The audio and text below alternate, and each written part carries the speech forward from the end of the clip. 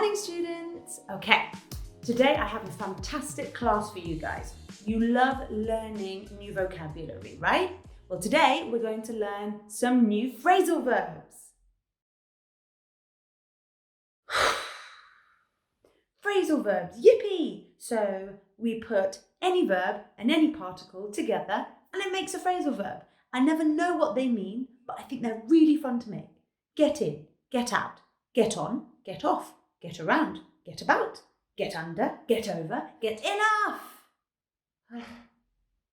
Okay, so the truth of the matter is phrasal verbs are really annoying. There are just so many of them. You learn one and you think you've understood it, and then you hear someone using it in a completely different context and you realise it has loads of different meanings and you've only learnt one of them. That said, they are extremely common in everyday English, and the more you know, the more you will understand everyday English conversations. But before I teach you any new phrasal verbs, it's important to learn a few basic grammar rules.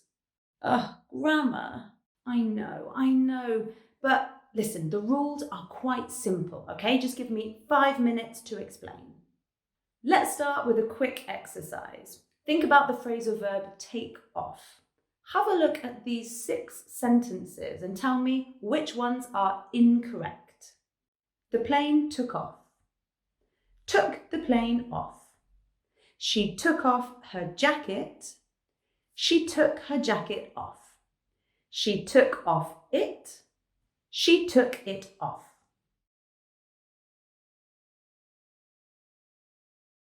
That's it. B and E are wrong. But why? If you don't know the answer, don't worry. We'll come back to these sentences at the end of the class, and by then, hopefully, you will be able to explain why. On to the grammar. A phrasal verb is a verb plus a particle, which is an adverb or a preposition. There are 3 types. First of all, phrasal verbs that take no object. For example, the plane took off. The plane is the subject, took off is the phrasal verb, and there's no object. Another example of a type 1 phrasal verb is get up. You don't say I got up bed, for example, you just say I got up. The second type are phrasal verbs that take an object but can't be separated, so we call them inseparable. For example, I looked after my neighbour's cat. Here, my neighbour's cat is the object. I can't say I looked my neighbour's cat after. The object has to go at the end of the phrasal verb. I looked after my neighbour's cat. Another example of an inseparable phrasal verb is look for. I'm looking for my glasses. My glasses is the object here. I can't say I'm looking my glasses for. I have to say I'm looking for my glasses. The third type are phrasal verbs that take an object and can be separated. These are called separable. For example, I turned off the light. Here, the light is the object of the sentence. And I can also say I turned the light off. The object can go in between the verb and the particle. So, I turned off the light or I turned the light off. Both are correct.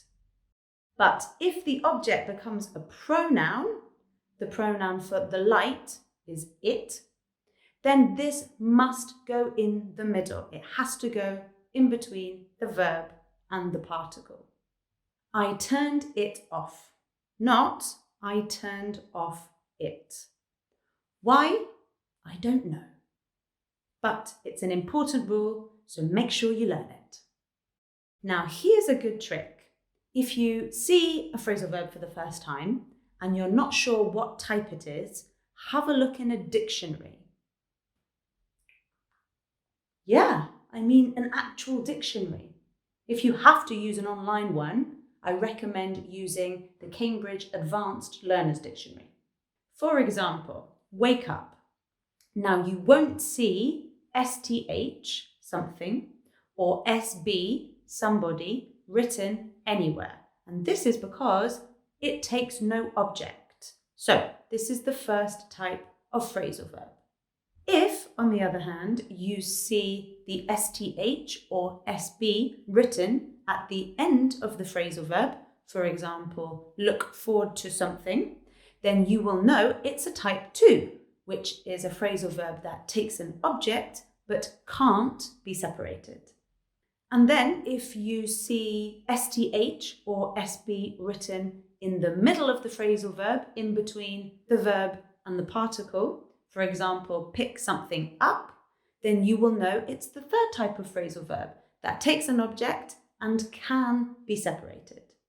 The last thing to remember, which is really important, is that many phrasal verbs have multiple meanings. Let's take as an example the phrasal verb work out. If I ask someone, do you work out? I'm asking them if they do exercise. Here, work out has no object. It's a type 1 phrasal verb. However, if I ask someone, did you work out the answer to my question? I'm asking them if they found a solution. And here, work out has an object, the answer. Here, it's the third type of phrasal verb, one that takes an object and can be separated. So I could say, did you work out the answer? Or, did you work the answer out? Or, did you work it out? But remember, I can't say, did you work out it? Because the pronoun has to be in the middle.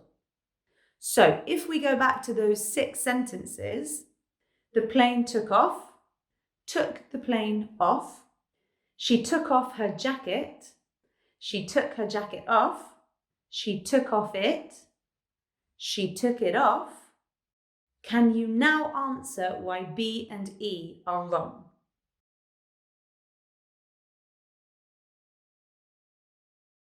Exactly. In sentences A and B, take off means leave the ground. It's the first type of phrasal verb which takes no object. Sentence B is therefore wrong because the plane is the subject of the sentence, not the object. The only way to say this sentence is the plane took off. However, in sentences C, D, E, and F, take off means remove, and it's a type 3 phrasal verb, which means it takes an object and can be separated. With this type of phrasal verb, remember, the object can go either in the middle, in between the verb and the particle, or it can go at the end. So C is correct, she took off her jacket, and D is also correct, she took her jacket off. But remember, if we use the pronoun it instead of her jacket, then it has to go in the middle. And this is why sentence E is incorrect. We can't say she took off it. It doesn't work.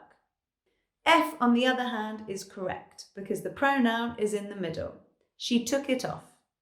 Okay, that's it for today. There was a lot of information to take in, so let's do a really quick recap. A phrasal verb is a verb plus an adverb or preposition. There are 3 different types. Type 1, which takes no object. Type 2, which takes an object but can't be separated.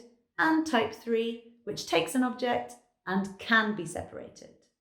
But with type 3, we have to remember that if the object becomes a pronoun, then it has to go in the middle of the phrasal verb, in between the verb and the particle.